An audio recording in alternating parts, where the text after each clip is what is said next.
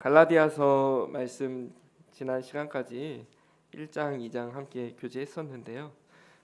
갈라디아서 3장 1절부터 오늘 14절까지 말씀 같이 교제 나누기 원합니다.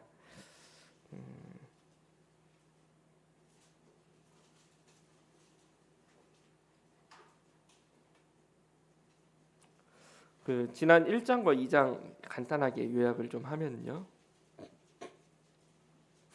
갈라디아서는 사도 바울이 갈라디아 지역에 있는 여러 교회에 있는 성도들에게 보낸 편지입니다. 그리고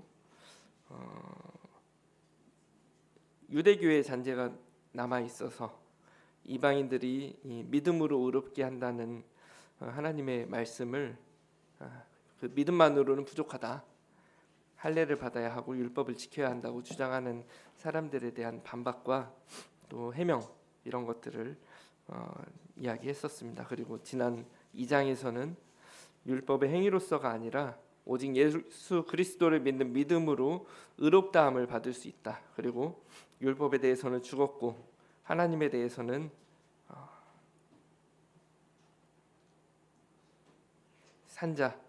산자가 된 우리가 하나님을 믿는 믿음 안에서 산다는 것을 이야기했습니다.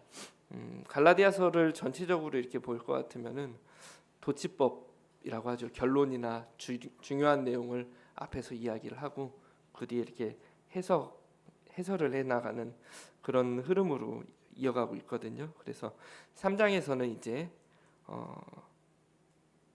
앞에서 이야기했던 것들에 대한 상세 설명처럼 이제 3장부터는 사도 바울이 설명을 하고 있습니다. 3장 1절부터 14절까지 같이 한번 제가 한 절, 성도님들이 한 절 읽는 방식으로 같이 읽고 나서 말씀 교제 나누겠습니다. 어리석도다 갈라디아 사람들아, 예수 그리스도께서 십자가에 못 박히신 것이 너희 눈앞에 밝히 보이거늘 누가 너희를 꾀더냐?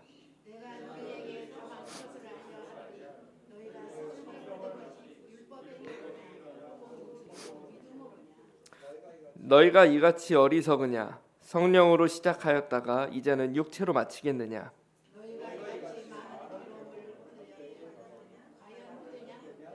너희에게 성령을 주시고 너희 가운데서 능력을 행하시는 이의 일이 율법의 행위에서냐 혹은 듣고 믿음에서냐?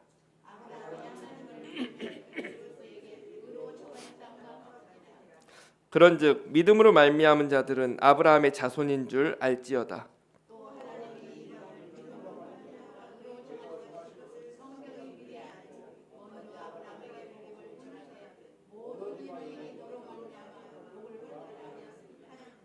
그러므로 믿음으로 말미암은 자는 믿음이 있는 아브라함과 함께 복을 받느니라.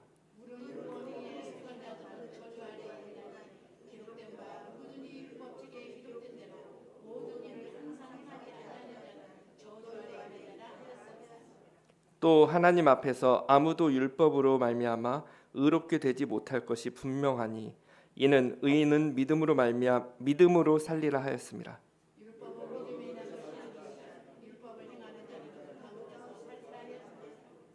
그리스도께서 우리를 위하여 저주를 받은 바 되사 율법의 저주에서 우리를 속량하셨으니 기록된 바 나무에 달린 자마다 저주 아래 있는 자라 하였습니다.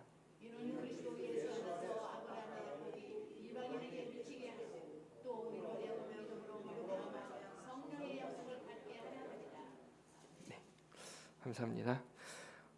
갈라디아서 3장에서 사도 바울은 어리석도다 갈라디아 사람이여 하면서 시작을 합니다. 답답한 모습을 볼 수 있죠.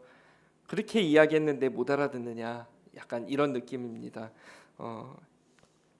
이렇게 예수 그리스도께서 십자가에서 못 박혀 죽으신 것을 분명히 알면서도 율법주의자들한테 속았으니 얼마나 답답한 노릇이었겠어요. 그래서 어리석도다, 누가 너희를 꾀더냐, 이렇게 하면서 시작을 합니다. 그러면서 2절과 3절에서 뭐라고 말씀하시냐면은 이거 한 가지만 기억해라, 이거 한 가지만 대답해봐라, 이렇게 이야기를 합니다. 너희가 성령 받은 것이 율법의 행위로냐 아니면 듣고 믿음으로냐 라고 묻습니다. 너희가 이같이 어리석으냐, 성령으로 시작했다가 이제는 육체로 마치겠느냐 하면서 뒤에 이어져 나오는 이야기가 이제 유대인들이 그토록 자기의 조상이라고 이야기하고 자랑스럽게 여기는 아브라함에 대해서 이야기를 합니다. 아브라함의 믿음이 과연 어디에서부터 왔느냐라고 하면서 묻기 시작합니다.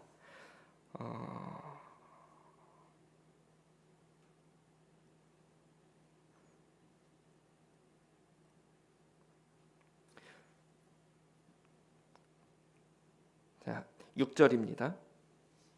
아브라함이 하나님을 믿음에 그것을 그에게 의로 정하셨다 함과 같으니라. 우리 아브라함이 창세기 12장부터 나오는데요. 창세기 12장 말씀 한번 보겠습니다.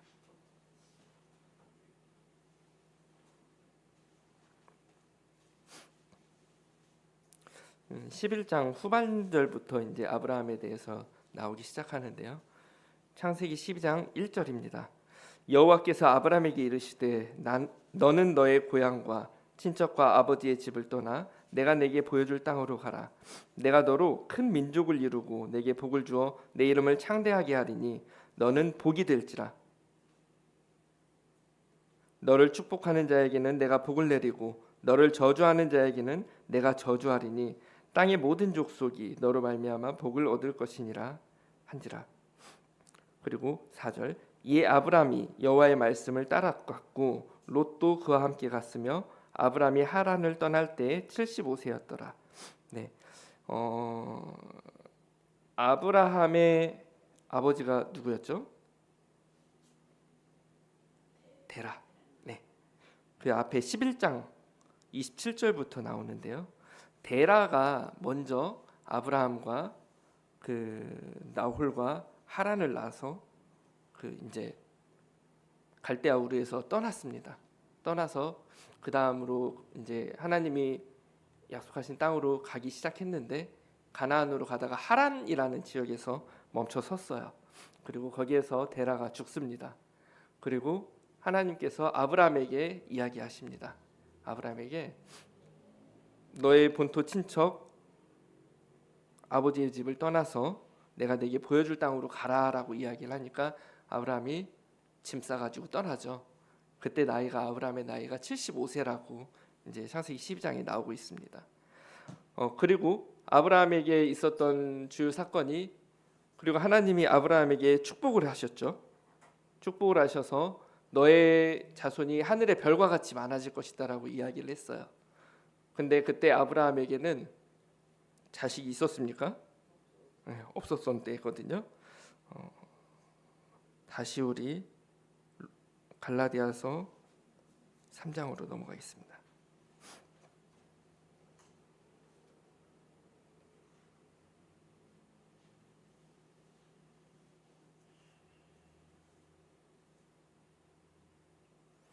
갈라디아서 3장에 6절입니다. 아브라함이 하나님을 믿음에 그것을 그에게 의로 정하셨다라고 이야기를 하십니다. 아브라함이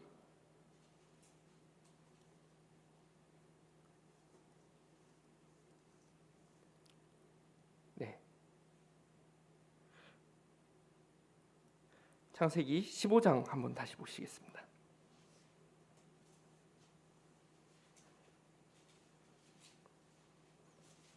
창세기 15장 5절과 6절인데요. 네. 1절부터 6절까지 이어지는 부분이 이제 아브라함이 이제 하나님이 아브라함과 언약을 하시는 부분이고 이제 아브라함이 하나님한테 약간 볼멘 소리로 이야기를 하는 것 같은 느낌입니다. 하나님이 아브라함에게 이야기하십니다. 환상 중에 이야기하십니다. 1절입니다. 나는 내 방패여 너의 지극히 큰 상급이라. 아브라함이 이제 하나님한테 이야기합니다. 하나님, 저에게 뭘 주시려고 하십니까? 근데 저는 자식이 없습니다. 그래서 저는 저의 상속자는 저의 종 엘리에셀입니다. 이야기를 합니다. 여기에 숨어 있는 그 아브라함의 마음속에 있던 말은 약간 하나님을 원망하는 것 같지 않습니까? 하나님 나에게 큰 복을 주신다고 했는데 자식도 없는데 내가 이 복을 가지고 누구한테 물려줍니까? 이렇게 이야기하는 것 같지 않아요? 근데 하나님은 아브라함에게 이야기를 하십니다.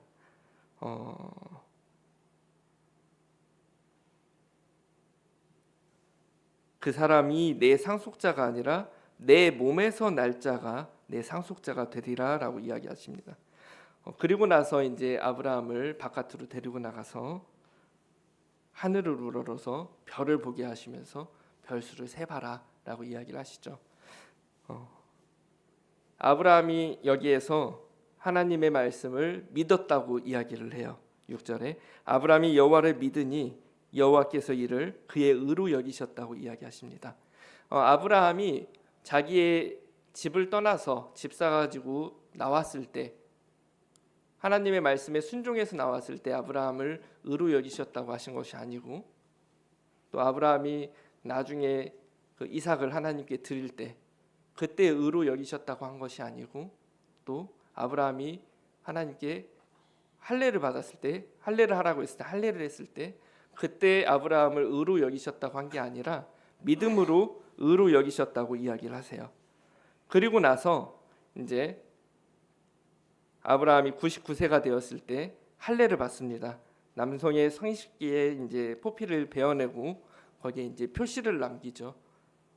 그 표시가 이제 아브라함의 자손이라는 표시이기도 하고 하나님과 언약한 백성이라는 표시이기도 합니다. 하나님하고 약속했다는 표시죠. 근데 이 할례는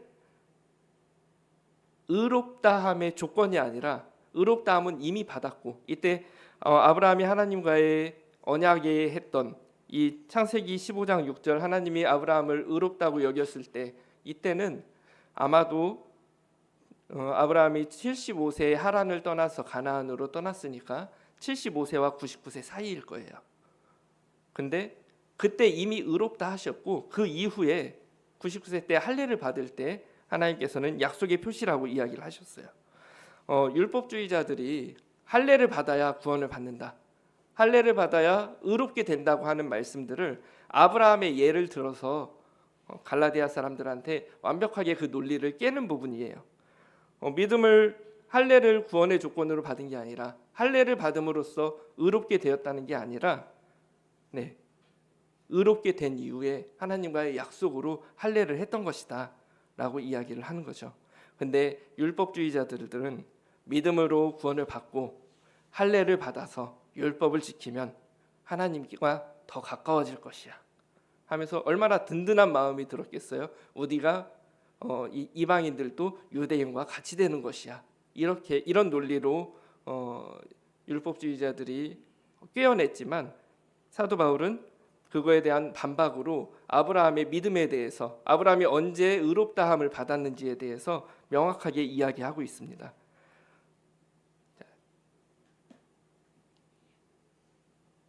갈라디아서 3장 다시 넘어가겠습니다.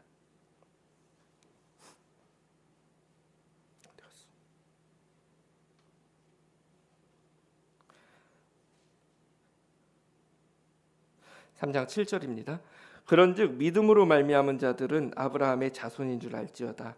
또 하나님이 이방을 믿음으로 말미암아 의로 정하신 것이 성경이 미리 알고 먼저 아브라함에게 복음을 전하되 모든 이방인이 너로 말미암아 복을 받으리라 하였느니라.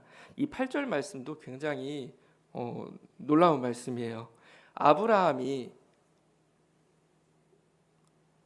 하나님이 지금 우리 개역개정 성경에게는 복이 될지어다라고 했지만 옛날 이제 개역 성경에는 복의 근원이 될지라라고 이야기를 하거든요.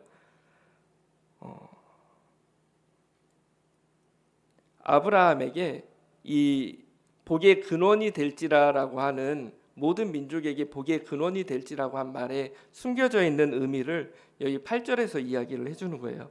하나님이 이방 사람들을 믿음으로 말미암아 의로 정하실 것을 하나님이 성경이 미리 알고 먼저 아브라함에게 복음을 전하되 모든 이방인이 너로 말미암아 복을 받으리라 이야기를 한 거예요. 모든 민족이 아브라함으로 말미암아서 복을 받으리라, 아브라함으로 말미암아서 구원을 받을 것이다라고 한 것을 미리 이야기를 하신 거예요. 그리고 아브라함이 나중에 이삭을 하나님께 드렸던 그 모리아산에서 하나님께 이삭을 드렸잖아요.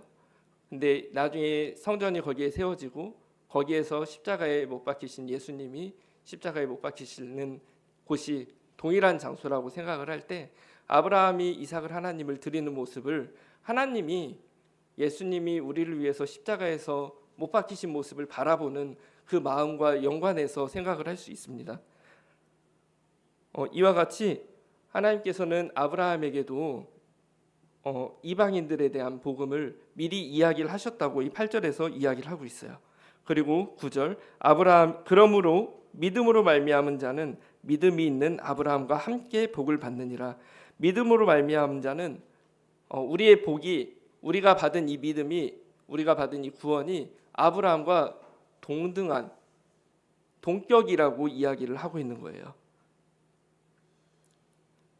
우리 믿음으로 구원받은 우리가 아브라함과 동급으로 하나님께 복을 받은 자들이라고 이야기를 하고 있습니다. 그리고 14절에서 비슷하게 한 번 더 언급을 하고 있습니다. 이는 그리스도 예수 안에서 하나님의 아브라함의 복이 이방인에게 미치게 하고 또 우리로 하여금 믿음으로 말미암아 성령의 약속을 받게 하려 함이라. 네. 다시 10절로 넘어가겠습니다. 그리고 나서 이제 율법의 행위에 대해서 다시 한번 언급을 하고 있습니다. 무릇 율법 행위에 속한 자들은 저주 아래에 있나니 기록된 바 누구든지 율법책에 기록된 대로 모든 일을 항상 행하지 아니하는 자는 저주 아래에 있는 자라 하였습니다. 뭐라고 이야기합니까? 율법을 항상 행하지 않는 자는 저주 아래에 있는 자라고 이야기합니다. 과연 이 율법을 태어나서 죽을 때까지 항상 행할 수 있는 사람이 있습니까? 답은 정해져 있어요. 율법을 행하면은 하나님께 갈 수 있다는 답은 정해져 있는데 아무도 그 답에 다가갈 수 없으니 이게 진짜 저주가 아니고 뭐가 저주가 되겠어요? 답은 있는데 그 답을 할 수 있는 사람이 없으니 그 답은 복이 아니라 저주가 되는 것이죠. 그런데 11절 또 하나님 앞에서 아무도 율법으로 말미암아 의롭게 되지 못할 것이 분명하니 이는 의인은 믿음으로 살리라 하였습니다. 율법을 통해서 하나님께 의롭다함을 얻지 못한다. 의인은 믿음으로 말미암아 살리라 하지 않았느냐라고 이야기합니다. 12절입니다. 율법은 믿음에서 난 것이 아니니 율법을 행하는 자는 그 가운데서 살리라 하였느니라. 아까 이야기했던 것들과 계속해서 연관되고 있습니다.